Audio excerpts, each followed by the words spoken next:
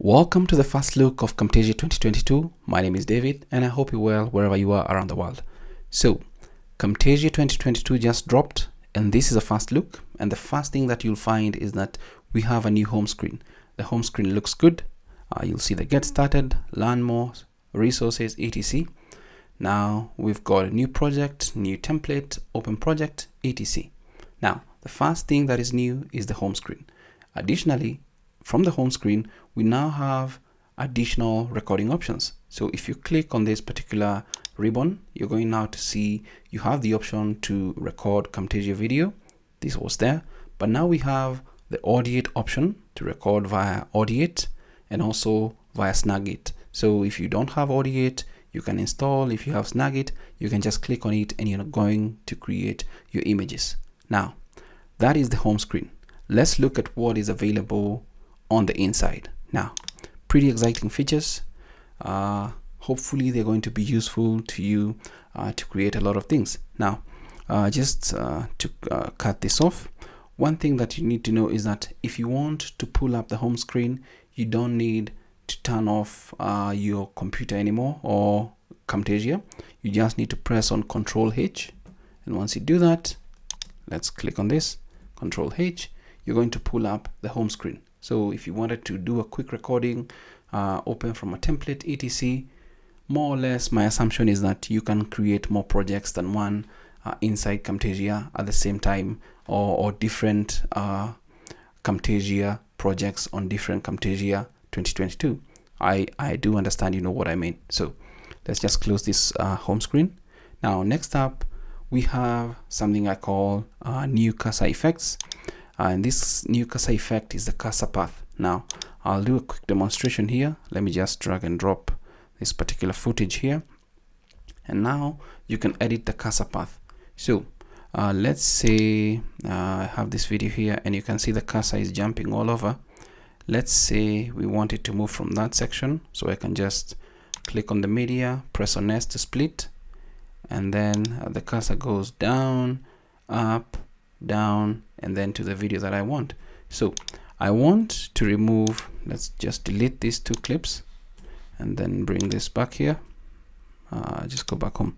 So I want to delete this where the cursor goes down, goes up, goes down again, and then to that video. So click on edit cursor path, simplify existing path, continue, and now what you'll see is that you'll see this particular cursor path. Now one thing, let's assume you want your video or your cursor to move from this section to this.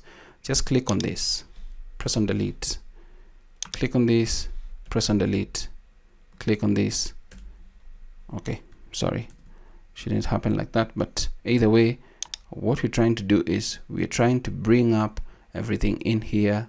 You can move these handles to smooth it out so that it looks more or less natural. And when we go back, you'll see that there are more or less like points that are added to show the cursor path that you're creating. So let's say we now play it. There we go. It looks good. Now you may need to fine tune it to what is going to work for you. Let's say we go with this one. Yeah, this one might look good. Let's see. There we go. The cursor path. So you've ultimately in the long run made it easier for your viewers to see what is going on without distracting them with your cursor moving up and down. And this is actually going to help you when your cursor moves around in your video, and you don't want to do that. Instead of re-recording because of the cursor movement or deciding not to show the cursor, then this is actually going to help you do all those things. And you have a couple of properties you can change here. The ease, both, ease in, ease out, ease none, etc. Really depends on what you were looking for, and you can always restore the old path, and this removes all the edits and restores the original cursor path. So if I click on that, all the animations here are gone and the cursor path goes back to what we had. So that's the cursor effect. And now that we're talking about cursors, I personally love adding the highlight. So let's say we add the highlight, and I usually make my edits here. Let's say I change from a size of 50 to 15. Now look at this particular section here. We have a new option here. You can undo what you've just done, but let's just do 15. If I click on this plus, you can add this as a preset. Now instead of having to redo all this all the time, just click on this and say highlight size 15, and it actually populates here. And this you can actually now save to your favorites, so that whenever you're doing let's remove this. Whenever you're adding your cursor effects, all you need to do is just drag and drop. Saves you a ton of time. This is something that I recommended or requested for in a video I did sometime last year, and I think from that whole video, that's the only thing that they've actually added. Now on to other features that are available, and inside the visual effects, we have a ton of options that are available now. And let's go to media. We can just add some more media here. Let's add a video, and then we can just add this other video here. So from the visual effects, you'll see that we have the blend mode. Blend mode is more or less of what is on top to blend with what is at the bottom. So let's just pull this this way. And this may not work really well, especially for video, but let's just drag and drop it here. Let's bring our cursor here. So let's actually remove or turn it off first. So we have this video, but when you place the blend mode on top of this, okay, let's just turn it on. See what happens. The blend mode at the moment is it blends, the mode is the screen mode, but there are a ton of options here, and if you hover over each section, you'll see the way each blend mode functions. It's a ton of options right in here that you can play around and tinker with, from normal to dissolve to darken to multiply, color burn, linear, etc. It's really based on what you think your imagination will actually do. And what we had here was lighten. So let's say we do that, the blend mode. So we have this clip is blending with this particular clip at the bottom where this couple is walking. Really depends. You can change the intensity so that you can see what is going on, and you blend it really well. There we go. This is a blended clip, and you can see here, you can pause it, you can change all these different things. It's just crazy. So I think you'll see it's used when you actually use it. But we can actually remove the blend mode, and then let's say we add something like an annotation. Let's say we do something like, let's add text. Just add text here. Let's say ocean or whatever. Just Control B, or just change the font. Maybe a better font, a thick font like Impact. Let's say we go for Impact. Here we go. Here's Impact. And then we just let's give it about 455. There it is. And you see this particular text, the way you can actually use the mask visual effect, you can actually now go to the blend mode and just click on it. There goes to screen, and then let's say something like, let's just go up. Where is this? Multiply, color burn, lighten, overlay. So when you do the overlay, more or less feels like it's overlay in the ocean. So instead of this particular text looking like, let's just undo that, like it's just on top of this particular ocean, then you can blend it with the ocean so that it actually looks good. And then you can use behaviors, transitions, and let's just say we just do a pop-up behavior, and then if we play it, there we go. Looks good. The ocean is playing inside the text. Let's say we can do something like scale. Let's actually remove the pop-up and then just remain with the scale, whatever. There we go. So really depends on your imagination when you use the blend mode and then use the other actually behaviors and other features inside Camtasia. It's really going to work out very, very well for you. Now we also have some other features. Let's remove this and have this video. Inside the visual effects, we also have, I believe, the cursor path is still here inside the visual effects, what I just walked you through in the cursor effects. But let's look at, I believe, the outline edges. You can just drag this here and you'll see that everything is going to change. You can bring down the intensity and more or less get a grayscale or whatever, a black and white more or less image. You can desaturate it to whatever you want. And please remember that you can now save these things as presets available for you to reuse. You can now readjust the intensity to whatever you feel works for you.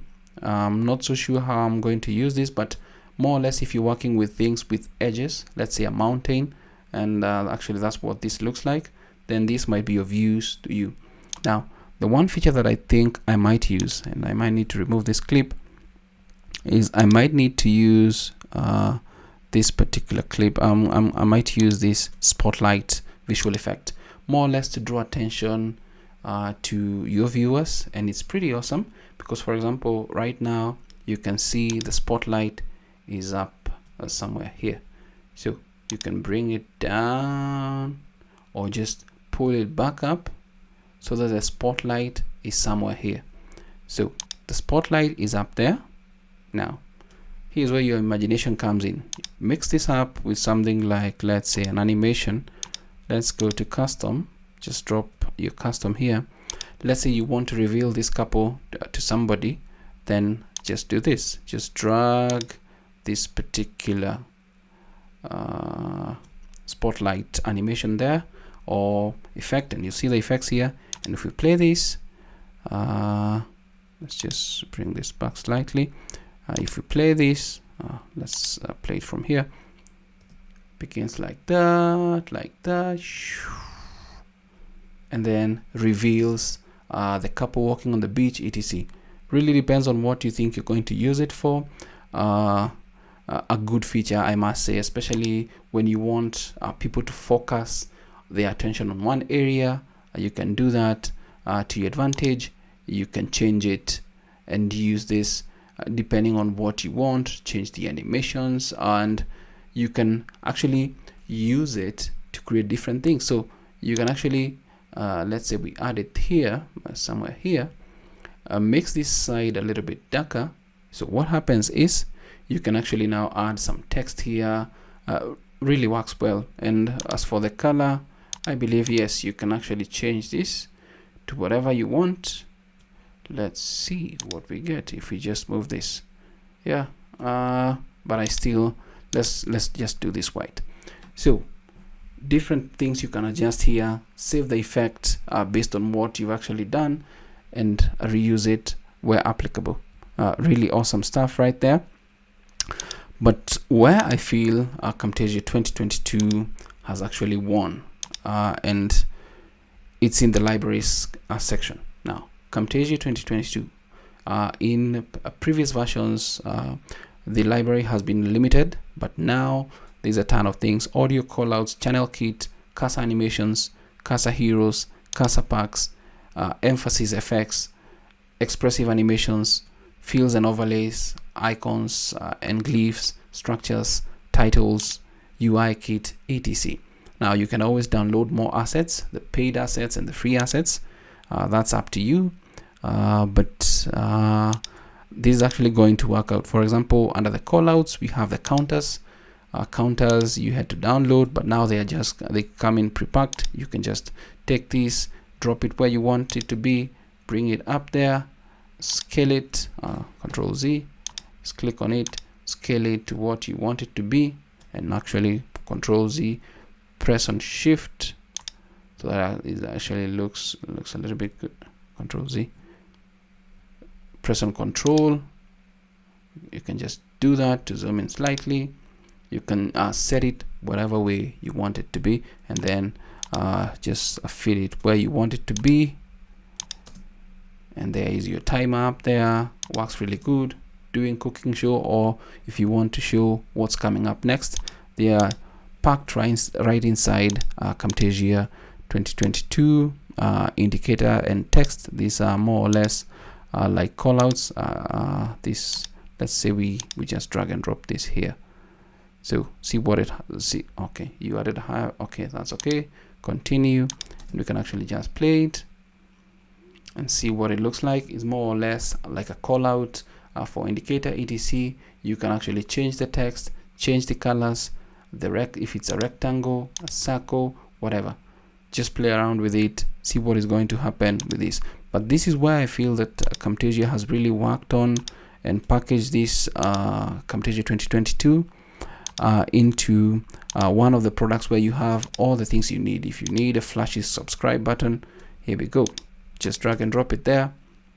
If you don't have your own assets, this is actually more or less for you to just start off and do whatever you want. So here we go. Drag it if you want it down here, and then just subscribe etc. Just move along and just keep creating. Just delete that. Really depends on what you're looking for.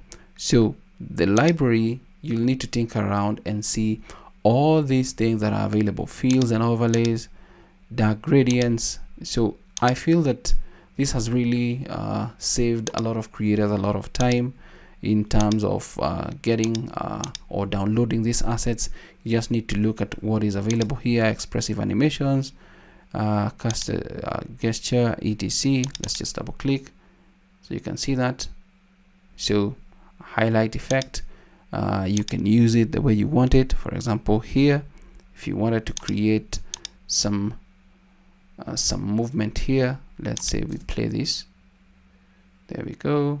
Yes, looks really good. So that is the library, packed with a ton of assets for you to use. Just think around and see what is actually going to work for you. The other thing is, in Camtasia 2021 they added 79 plus transitions. They've added more, and this is actually where you actually need to use all these things to know how they're actually working.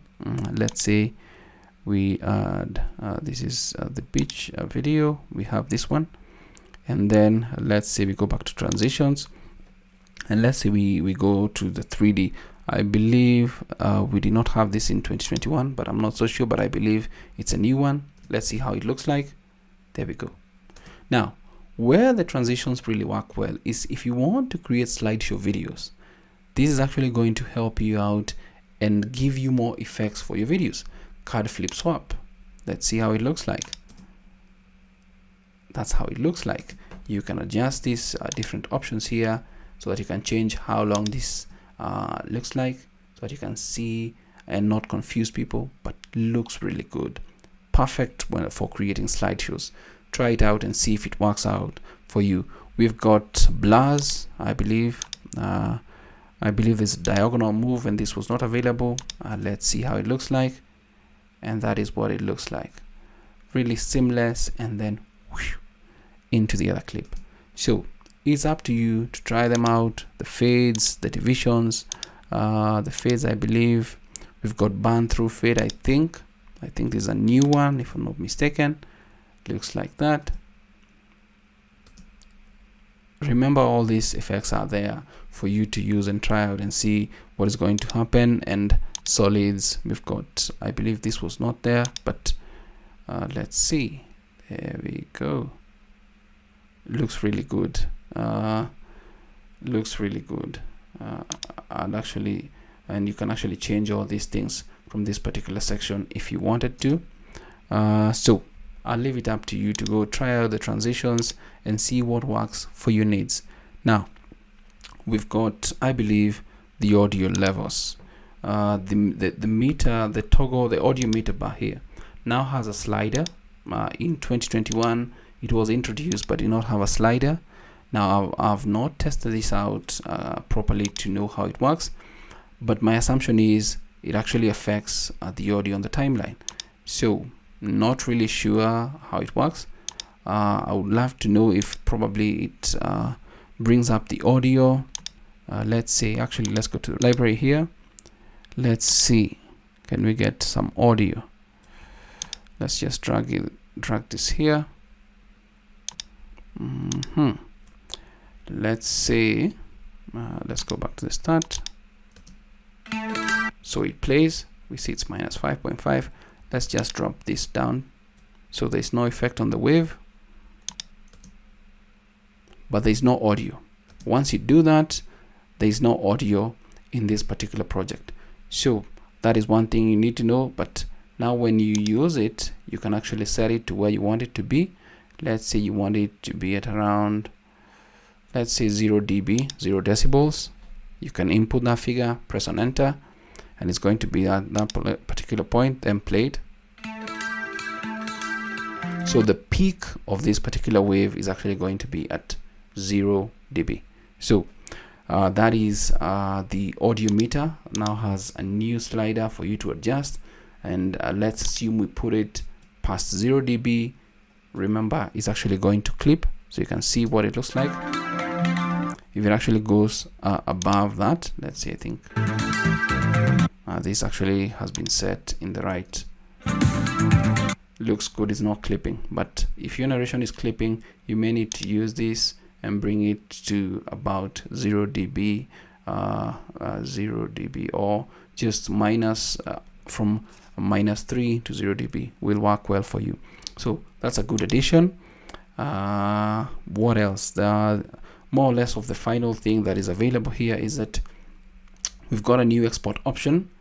Just click on export. You now have the local file export option. Now the legacy local file is the what we were used to, the custom production wizard. So I'll just click on local file, and once I do that, and since this is the free trial version, I'll just select on produce with watermark, and then what you'll see is you'll see the file name. You can just type it in, and the file type, and we have 3 at the time of recording this video: MP4, a GIF file, or M4A audio.